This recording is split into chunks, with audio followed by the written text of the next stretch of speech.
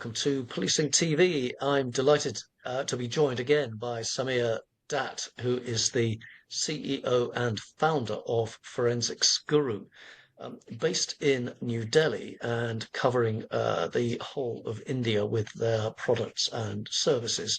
Samir, in part one, we talked about that in some detail. In this part, we're going to focus on one or possibly two of the other aspects of your interests and career. Specifically, you are a fellow of the Indian Police Foundation and you are president of the Digital Investigators Association. Let's start with the Indian Police Foundation first. Tell us about that. Maybe tell us a little bit for those less knowledgeable about policing in India of how that's set up and how it works. Indian Police Foundation first. So, the Indian Police Foundation is actually we say, the ideas factory for the Indian police. It is composed of a huge number of present and past police officers who have extensive experience in the policing and also in the administration areas. And you will find that, it's got a lot of very illustrious officers with fantastic track records, and they're extremely well known, who are members and fellows of this organization. And it's sort of a think tank. The idea is, that people come together to discuss the direction in which, Indian policing is headed and should be headed. And, there are papers which are created, there are, say, activities related to formation of policy, etc., which are shared with the government.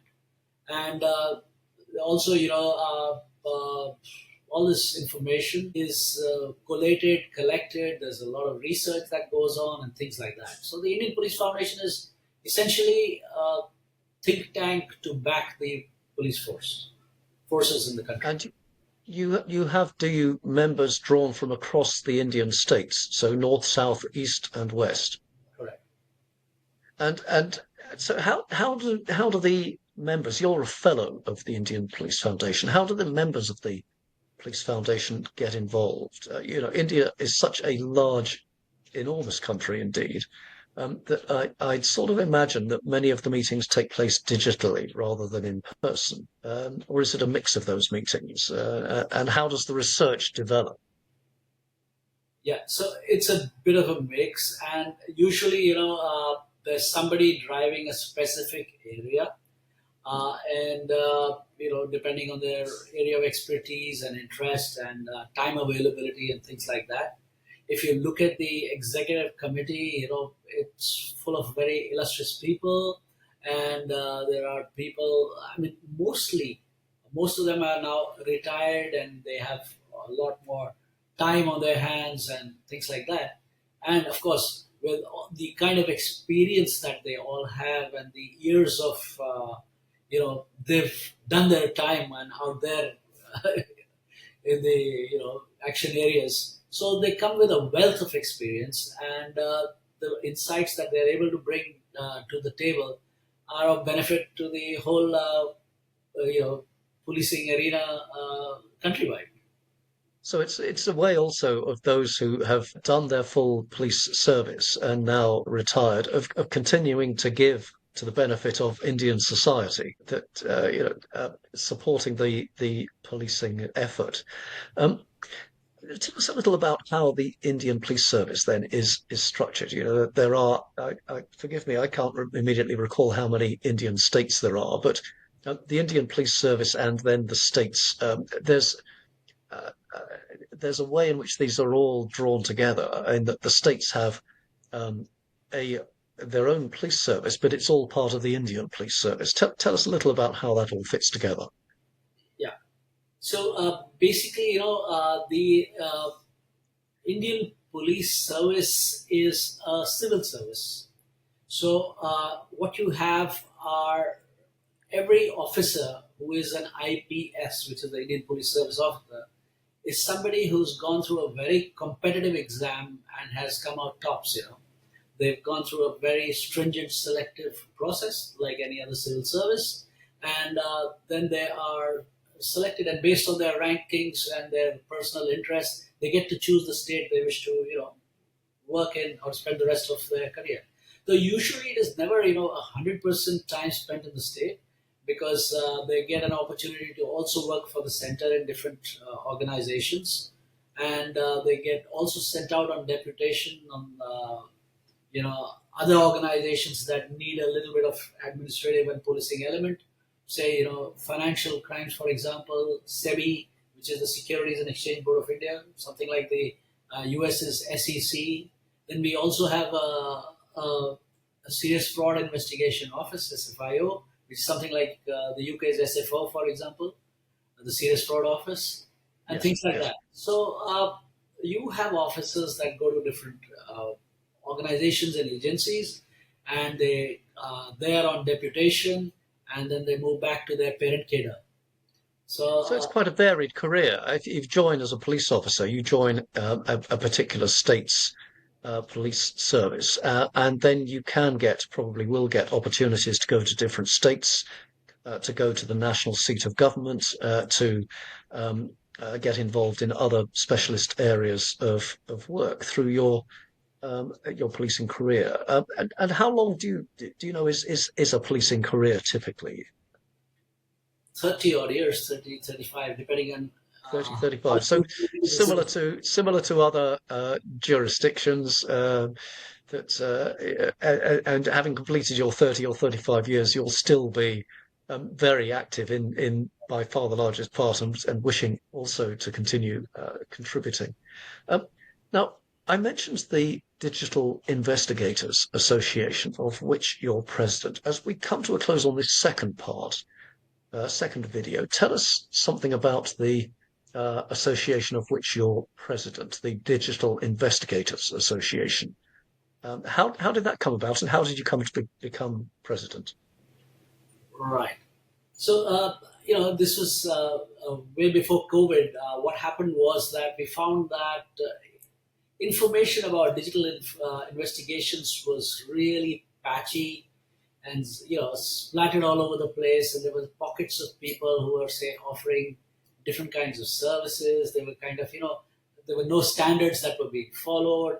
It was a you know colorful quilt, and things were like really, really messy. So we thought that let's try and bring some order into the madness, give some direction to the mayhem, and get everybody in together and point it in the right direction, and also try and understand what the law enforcement agencies, the different police forces, and the people who form part of this ecosystem, what are their real problems on the ground, because there's solution providers at one end, there are the actual users at the other end, and everybody's working on different parts of the elephant, so to speak.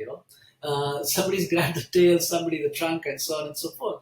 So we thought that let's try and bring some focus to the whole thing, and that's when the Digital Investigators Association was formed.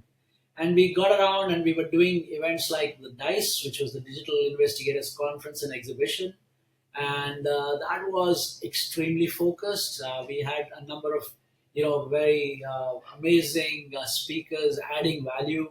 We had a judge from the Supreme Court who would provide us his valuable time, and he would talk about the judicial appreciation of digital evidence, for example. And then there were people who would come and talk about from the telecom regulators. They would come and talk about the different issues in investigating telecom related crime and using the telcos for extracting data. And then we would talk about things like video, and we talk about things like audio. We talk about extracting data from SIM cards, for example, damaged SIM cards, because at that time we were having a lot of these remote detonations, IEDs and stuff, and they would use SIM cards for that and stuff like that. So a lot of things would be topical, but it would be of relevance. And because we had people from different agencies and we were bringing in a lot of best practices, we also had a number of international speakers. So we would get people in from different parts of the world. And there was a lot of value add going on. And in fact, it's sort of run down a bit now because of COVID, because when COVID hit us, everything went ground to a halt, and we need to get that up and running again. Well, COVID had such an impact on so much around the world. It's well, I don't wish to tempt fate here, but I am so glad that it seems now to be behind us. I don't wish to revisit those times, though I do hope to be blessed with a long and active remaining life. But Samir, it's been fascinating hearing from you in this second part of our conversation, and indeed that first part about your work, your career, and the work of your forensics guru team.